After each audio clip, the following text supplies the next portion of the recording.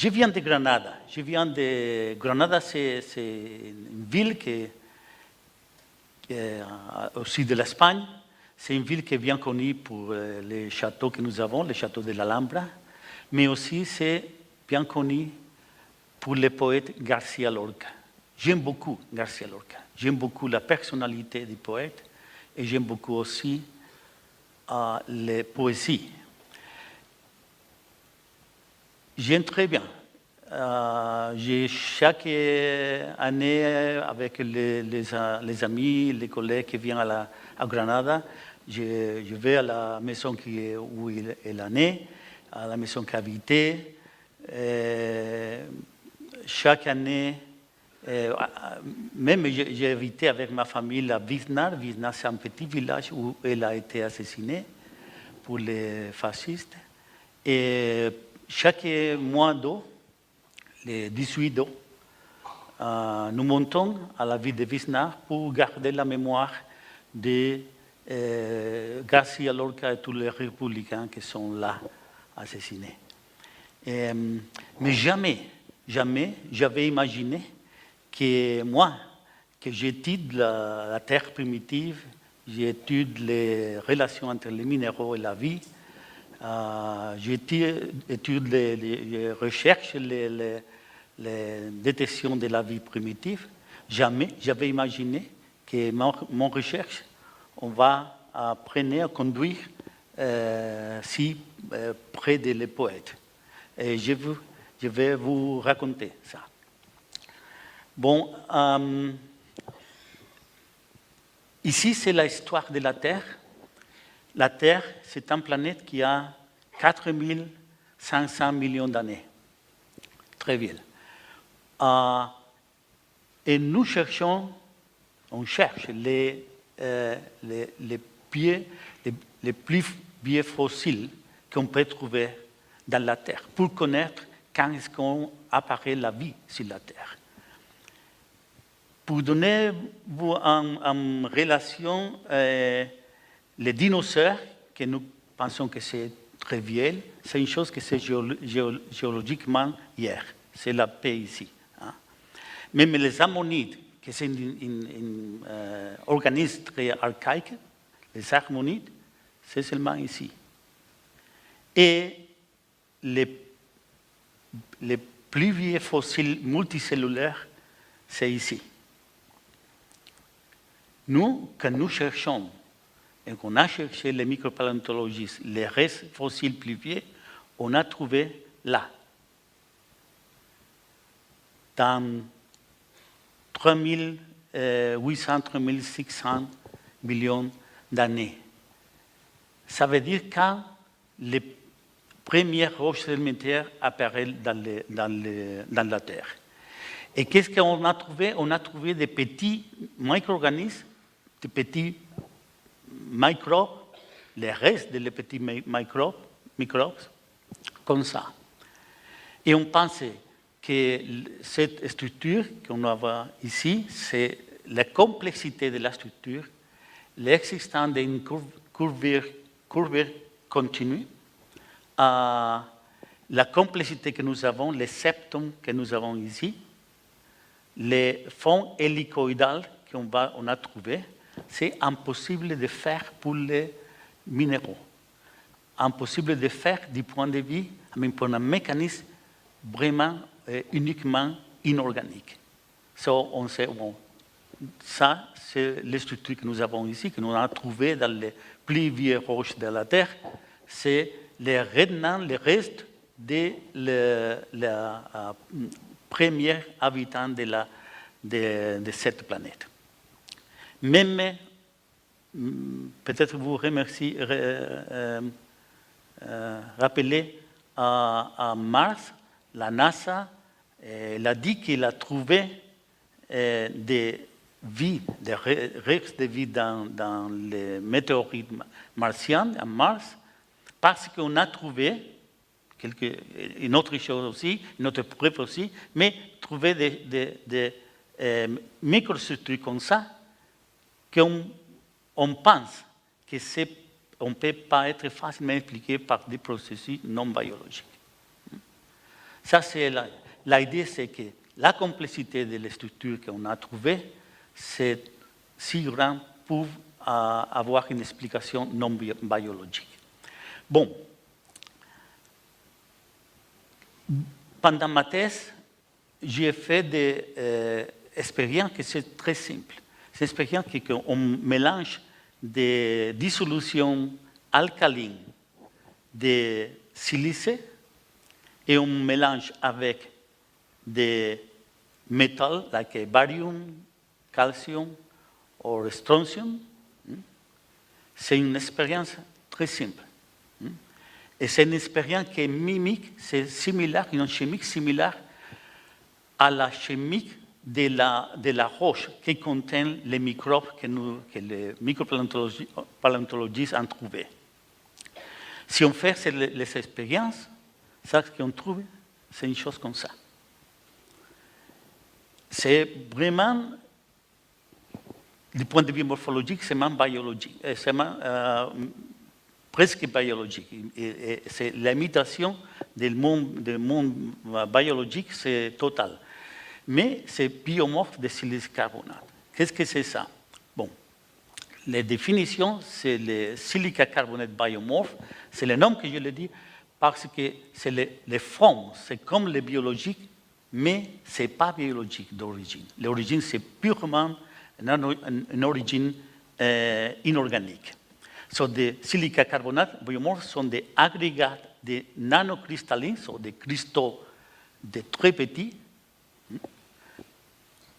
auto-assemblés qui présentent des morphologies avec des curves constantes et positives ou négatives. Okay? Bien que produit des formes abiotiques, il imite remarquablement la morphologie des organismes vivants primitifs et aussi la texture des squelettes biologiques, comme les coquilles ou les œufs. Ça, c'est la définition. Ici, c'est une vidéo, je vais montrer une autre fois, c'est une vidéo il y a une couche de silice sur les carbonates. Quand les carbonates disparaissent ou dissoudent, on peut voir que la forme de la silice reste. Comment est-ce que se forme? Bon, se forme parce qu'il y a un mécanisme qui est un mécanisme d'auto-alimentation. On peut faire comme ça, auto-alimentation. Auto-limitation. Alimentation. D'imitation. Alimentation. Self-feeding. Hein? Self-feeding. Ah, auto-alimentation. C'est ça, merci. Auto-alimentation est qu'il y a une réaction chimique de la silice qui provoque la précipitation des carbonates et des carbonates la précipitation des silices. Mais du point de vue phénoménologique, c'est ce qui nous intéresse ici, c'est parce qu'il y a une curvature. Il y a une curve, c'est ça. C'est une boucle qui forme, quand les agrégats cristallins se croisent, ils forment une boucle, comme ça. Et vous pouvez voir ici tous les petits nanocristaux qui sont parfaitement auto-assemblés, auto-orientés, comme ça. Ça veut dire que, par exemple, si nous avons une lamelle qui croît, elle croît superficiellement, dans toutes dimensions, mais il y a une boucle ici et une autre boucle ici. C'est une boucle comme ça. Tous les deux au-dessus, on dit? Tous les deux up or down. Oui, vers le haut ou vers le bas? C'est ça. Tous les deux vers le haut. Okay?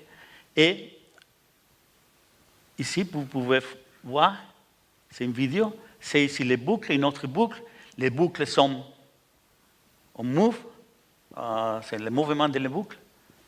Et on va rentrer et on va donner la forme d'une fécule au cœur, un cardioïde.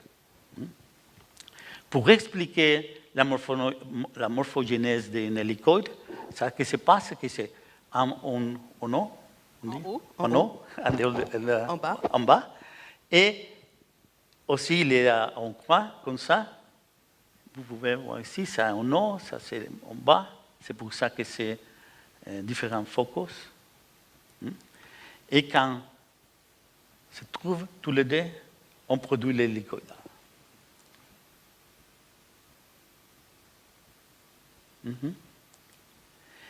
Et c'est une autre pour expliquer la morphogénèse d'une tresse. Nous appelons une tresse, c'est comme ça. Et la morphogénèse d'une structure similaire à la d'une verre, que c'est très typique de la microstructure qu'on considère les fossiles précambriens. C'est comme ça. Donc, nous pouvons expliquer ça du point de vue inorganique. Nous avons les mécanismes qui produisent les morphologies si complexes comme la morphologie de la vie. Si nous on fait une comparaison entre les structures qu'on a trouvées dans les roches pluviales du planète et les biomorphes de silice, on peut voir la similitude. Je crois que si je trouve ça dans une roche, la complexité c'est si grande qu'on doit penser, c'est une chose qui doit être le reste d'un organisme vivant. Ouais. Mais, comme vous pouvez voir ici, on peut faire les mêmes choses du point de vue inorganique. Ce n'est pas seulement la morphologie, c'est aussi que la condition chimique, mais la réaction chimique que nous utilisons au labo, c'est les mêmes réactions chimiques qui ont produit les roches qui sont les roches qui ont les micro-organismes ou les microstructures qu'on a trouvées dans les précambriens. Mais aussi, même les compositions chimiques des silica biomorphes, quand on a fait, c'est une expérience que j'ai faite avec mon collègue Stephen Hyde de l'Université nationale d'Australie, quand on fait les biomorphes dedans un mélange de phénolformaldéhyde, qui sont des molécules très simples, qu'on a su qui sont à la Terre et à la Terre primitive, on peut voir que si on chauffe, on caliente, on chauffe pour 350 degrés, nous avons les mêmes spectres de Raman, spectroscopie Raman, les mêmes signatures de carbone biologique que le carbone que nous avons fait avec les silica biomorphes. C'est les trois caractéristiques, la morphologie, la composition chimique et même la composition des carbones qui font les structures. Bon, c'est pour ça que nous avons revendiqué que la morphologie ne contient pas d'informations génétiques sans équivoque. Ça, c'est ce que nous disons. Nous ne disons pas que ce sont les structures qu'on a trouvées dans la Terre primitive ou les a trouvées dans les météorites de Mars, ce sont fossiles ou non. Seulement, on ne peut pas utiliser seulement la morphologie, même la morphologie et la chimique, pour dire qu'ils sont restes vides de la vie. On ne peut pas faire ça.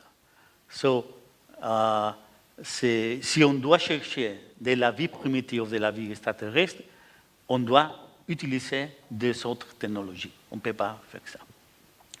Il n'existe pas une différence fondamentale entre la symétrie entre l'ordre du monde des cristaux et la symétrie du monde des vivants.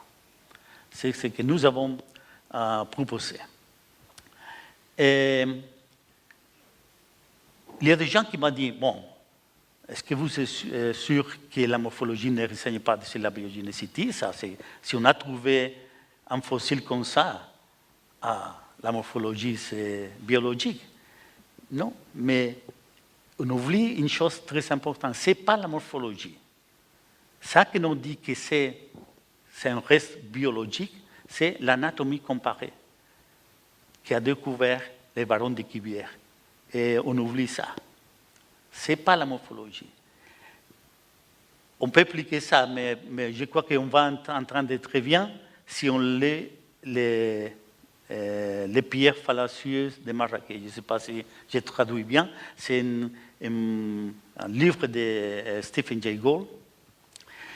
Il y a un article ici qui étudie tous les fossiles. Si vous allez à Maroc, il y a beaucoup de gens qui vendent les fossiles. Ils font les fossiles.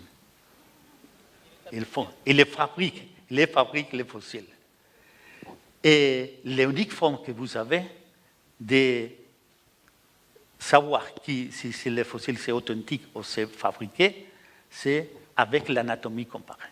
Ce n'est pas la morphologie. La morphologie, on peut faire. Mais c'est l'anatomie comparée. Quand vous cherchez les détails, c'est les détails qu'on dit si c'est des points biologiques ou non. Bon. Les problèmes de la vie primitive, les problèmes de quand on cherche des microbes, on cherche des structures très simples et qu'il n'y a pas de complexité, assez complexité pour appliquer l'anatomie comparée. C'est ça. Qu'est-ce que nous avons? C'est des choses comme ça, très petites, très simples du point de vue de l'anatomie comparée. On ne peut pas utiliser l'anatomie comparée. On est seulement la morphologie. Et c'est pour ça que nous avons. Attention, si on cherche dans la vie en Mars, si on cherche dans la vie primitive, on doit faire attention. On ne peut pas utiliser seulement la morphologie et la chimie pour ça. Bon, pendant beaucoup d'années, pendant 10, même 12 années, c'est impossible de publier mon résultat. Parce que les collègues, les gens qui réfèrent... Les référies des articles. C'est ça, merci. Les référies des articles, ils disent impossible. Vous avez une contamination biologique. C'est impossible de fabriquer ça. Ce n'est pas possible. Vous devez de chercher où est la contamination dans votre expérience. Mais je dis non, je connais très bien, j'ai fait beaucoup d'expériences. Je le dis, vous pouvez faire vous-même. C'est si simple que vous pouvez faire vous-même. Même dans votre cuisine, il ne faut pas aller à leur laboratoire. Mais c'est cela. Aujourd'hui, les résultats sont amis et les experts des matières, aujourd'hui, la grande majorité, acceptent de la morphologie par elle-même ne peut servir de critère pour détecter la vie primitive. Aujourd'hui, c'est déjà accepté. Mais pendant beaucoup d'années, les collègues, ce n'est pas possible. C'est pour moi, c'est une chose intéressante pour connaître pourquoi il y avait autant de résistance pour admettre que le monde minéral peut créer des formes que jusqu'alors ont été considérées exclusives de la vie. C'est une chose que je suis intéressé. Pourquoi la réticence d'admettre ça? Pourquoi une telle retenue à admettre que la forme de nos jets par elle-même ne contient pas d'informations non équivoques sur son origine? Je me demandais ça, je cherchais, et ça que j'ai trouvé, est-ce qu'on a dans notre culture, dans notre cerveau, dans la civilisation que nous avons, on a l'idée qu'il y a une démarcation, une frontière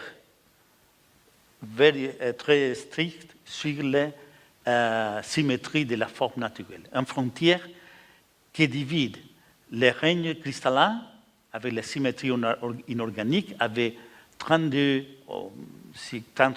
35 si on considère les quasi-cristaux, 35 groupes de symétrie, forme d'avoir symétrie seulement, et une autre règne, le règne du vivant, en que vous avez beaucoup d'autres éléments de symétrie. On permis les formes sinueuses, les courbes continues, la symétrie illimitée, c'est un règne complètement différent. Et non quoi qu'il y a un différent entre tous les deux. C'est vraiment des règnes différents, c'est des symétries différentes, c'est la question. Pour moi, c'est ce que j'ai trouvé. J'ai trouvé que les gens pensent comme ça. C'est pour ça qu'il y a une croyance de l'existence d'une frontière nette qui sépare le règne de la biologie et de la sensualité et celui des minéraux et de la foi rationalité à imprégner les paysages des arts et de la philosophie pendant des siècles. C'est une croyance qu'on commence dans la science, mais c'est une croyance qu'on a pénétrée par tous les arts. Et on a pénétré parce qu'on a toujours relationné avec les théories cristallographiques. On va montrer ça. C'est ce qui se passe. C'est ce qu'aujourd'hui, et pendant 100 années, pendant même 150 années, on a construit cette frontière qui, du point à mon avis, c'est une frontière complètement irrationnelle. Simplement qu'elle n'existe pas. Mais c'est une frontière qui est, pour vous, pour tout le monde, c'est une frontière qui existe, qu'on a construit, et on a vu comment on a construit ça. Bon, presque tout. Il y a une autre chose, mais je n'ai pas de temps pour parler. On va commencer ici, parce que ça, c'est le plus intéressant du point de vue de l'histoire du problème. C'est que René Haüy, c'est le nom, Haüy, c'est lui qui, comme on a déjà présenté Bertrand, oui, qui propose qu'il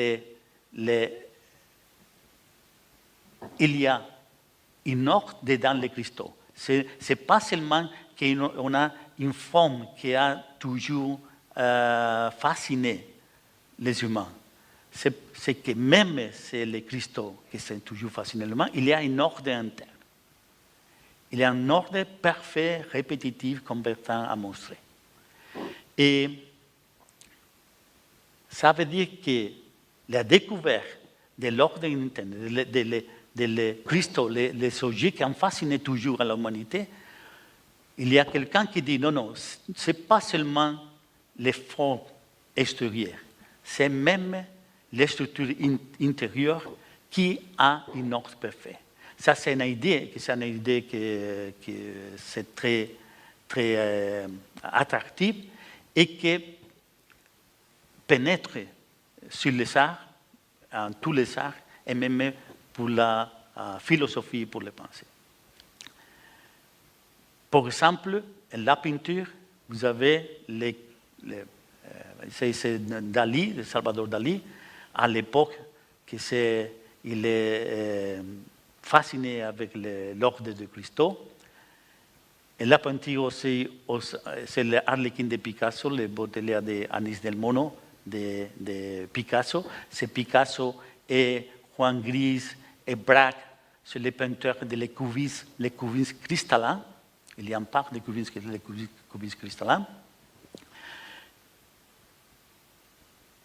Même les Kandinsky ou Mondrian aussi, on a fait tous les arts, toutes les peintures, que c'est une peinture que c'est, on utilise les cristaux comme les canons de la beauté, le canon de l'art.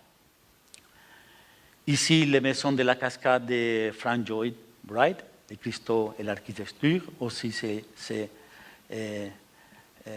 on transpose la géométrie droite des cristals, la géométrie de la ligne droite, la transparence et la pureté dépourvue de la courbure des passionnés de la vie, à l'architecture, que c'est l'architecture dominante du XXe siècle. Et il y a beaucoup d'architectes qui ont prouvé ça, mais surtout Frank Lloyd Wright, c'est la maison de la cascade, mais aussi les Corbusier et l'Esprit nouveau. On va parler après de ça. La maison de Farnsworth de Mies van der Rohe, c'est la translation de l'ordre, des canons cristallins à l'architecture, à l'art. C'est toujours comme ça. C'est toujours comme ça pour les dernières parts du XIXe siècle et aussi pour les premières parts du siècle XX siècle. Même pour la danse, comme on dit, le langage. Le langage de la danse. De la danse moderne. Et c'est le langage qui s'est basé dans l'idée de Le Christo. Et c'est Laban qui fait ça. Laban, on connaît comme le danseur de cristal. C'est l'homme l'artiste qui a créé le langage de la. So, c'est une pénétration dans tous les arts, la peinture, la musique, vraiment, aussi l'architecture, même la danse. Ici, les maisons de cristal de Phil Johnson, les cristals de Wilkinson Air Architect, la cathédrale de cristal de Philip Johnson, les kinémas de Nina. So, c'est toujours l'idée qu'on a pénétré en tous les arts de que l'ordre cristallin, c'est l'ordre qu'on doit avoir, c'est l'ordre qui doit être le canon pour la beauté de l'art moderne. Ici, le Musée royal d'Ontario, c'est un autre exemple. Ici, la pyramide de Louvre. C'est tout. Si vous cherchez, il y a une pénétration, et c'est une pénétration de la ligne droite, la ligne droite, la face plane, des cristaux, les angles bien définis. C'est tout qu'on a transposé dans le monde de l'art et dans le monde de la pensée. Et même aussi, après, Maurice Escher, qui a imaginé le monde magnifique, un monde de la répétition, le monde de la symétrie, le monde pur, sans la couverture, sans la passion, il n'y a pas de passion, il n'y a pas de sentiment, il n'y a pas de sensibilité. C'est seulement, on croit que l'art doit être une autre forme de connaître. Ce n'est pas seulement pour la décoration, ce n'est pas seulement pour la sensibilité. C'est une vision de l'art complètement différente que la vision que normalement on a avant et on a maintenant. Et même les Bassarelli, par exemple, pour le pop art, c'est aussi un exemple de ce que je veux dire. Même pour le cinéma, les cristaux et l'ordre cristallin sont des caractères stellaires dans les films. Et pour avoir un exemple de ce que je veux dire, la évocation qu'on a des cristaux, parce que c'est pénétration dans le monde de l'art, et l'évocation des cristaux comme la pureté, la transparence, la beauté, l'équilibre, la rationalité, l'intelligence, l'énergie, les puissants. Hein. Quand, si vous vous rappelez de 2000 ans, en Space Odyssey, c'est l'Odyssée de l'espace. L'Odyssée de l'espace. Quand Stanley Kubrick, le directeur, il veut montrer, il a besoin d'avoir une forme pour l'intelligence qui a pénétré dans la Terre et qui a modifié l'évolution des humains. C'est une chose que peut-être Dieu, peut-être les civilisations extraterrestres, quelque chose qui c'est intelligent, plus intelligent que nous sommes, l'énergie, la puissance. Qu'est-ce qu'il utilise? Un cristaux. Un parfait cristaux avec la ligne droite. Les lignes droites. Les faces planes et les angles très bien définis. Ça, c'est ce qu'on a pour montrer l'intelligence, pour montrer l'énergie, pour montrer la puissance.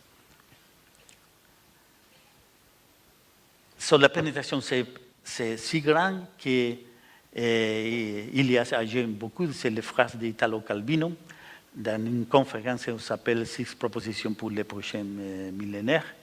Elle dit qu'il y a, la pénétration est si grande qu'il y a des mondes, une lutte entre les deux symétries, entre les deux formes de comprendre l'art.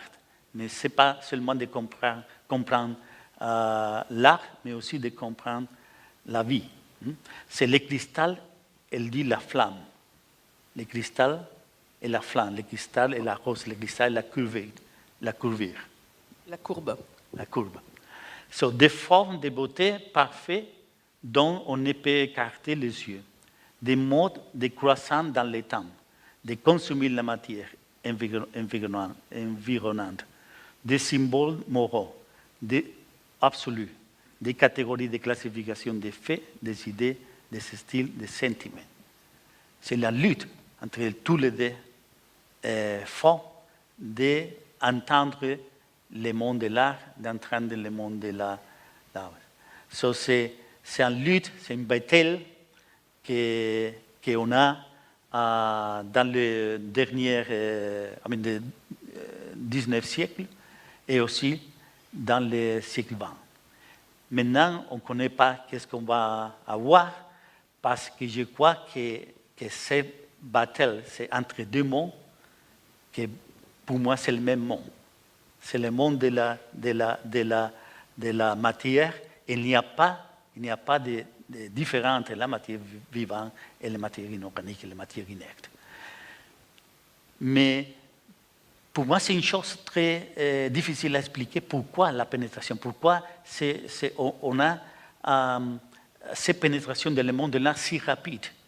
Et j'ai trouvé une chose très intéressante, je crois. Est-ce que pour expliquer l'impact si grand du monde des cristaux dans l'art et dans la pensée, l'idée, les mots-clés, c'est le kindergarten, le jardin d'enfants. Pourquoi? Parce que le kindergarten, on dit ça en français aussi? Oui, jardin d'enfants. Jardin d'enfants. Le jardin d'enfants, c'est une chose qu'on a découvert, qu'on a créée dans le 19e siècle. En même temps que les idées de Howie et Weiss et d'autres scientifiques qui ont proposé l'idée de ordre cristallin et démontré l'idée de ordre cristallin, on a propagé. C'est les jardins d'enfants, on a créé aussi là, en l'état. Et on a créé pour seulement Friedrich Froebel. Froebel croyait l'existence d'une unité fondamentale d'interconnexion entre les objets de l'univers. Et il croyait qu'il existait une ordre du cosmos que l'enfant doit trouver pour lui-même. Et c'est pour ça qu'il croit les jardins d'enfants, pour avoir les enfants très petits là, et pour expliquer, même pour laisser les enfants de trouver l'ordre qu'il y a dans le cosmos. Et quel est l'ordre parfait? L'ordre parfait, c'est l'ordre de Christophe. Et les choses qui sont intéressantes, c'est que Friedrich Froebel, elle était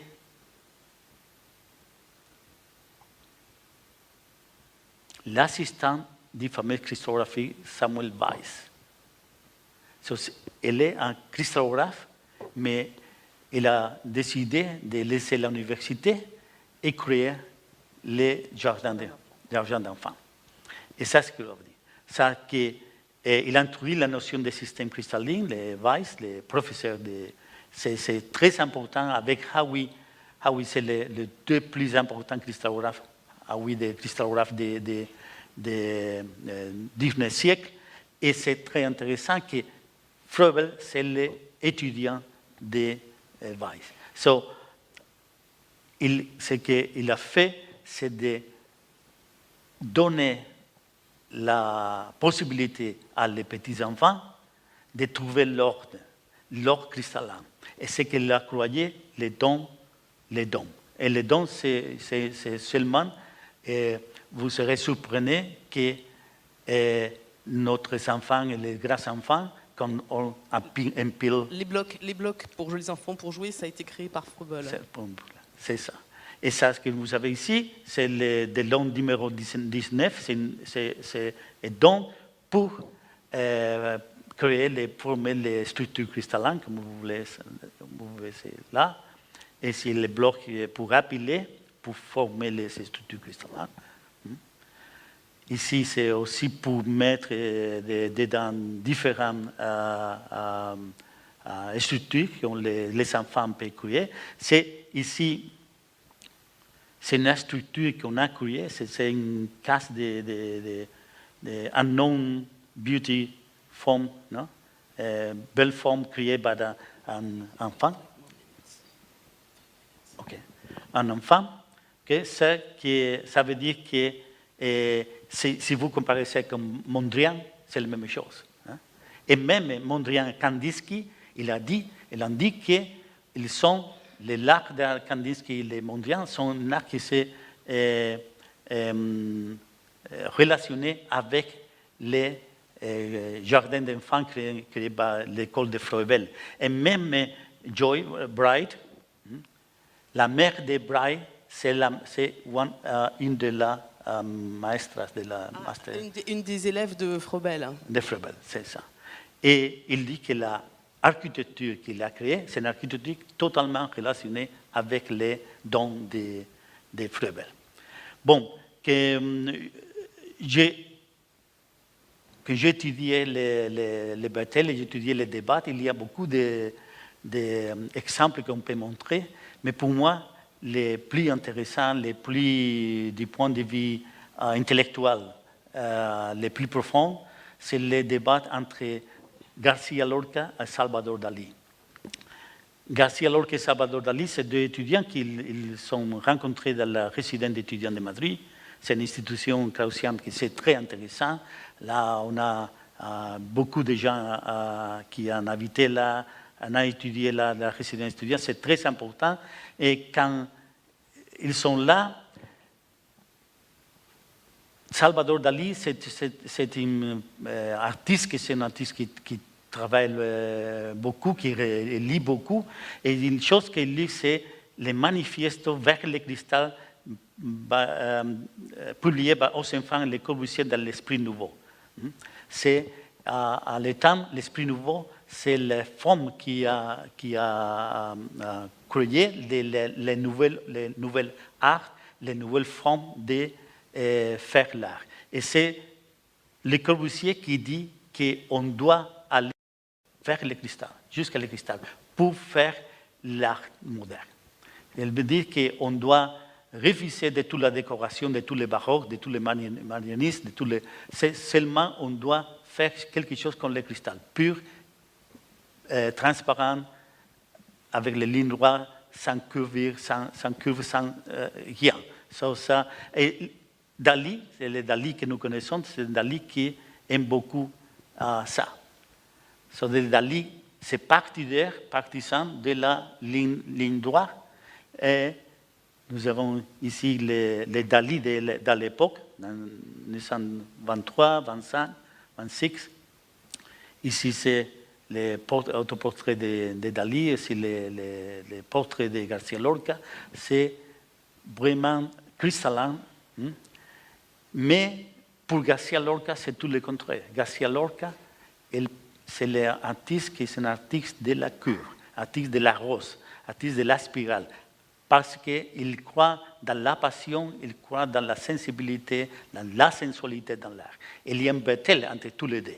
Et pour moi, une chose qui c'est très intéressante et très claire, c'est la ode de Salvador Dalí à Federico Garcia Lorca à Salvador Dalí. C'est un poème d'amour, parce qu'ils sont enamorés. Ils étaient amoureux.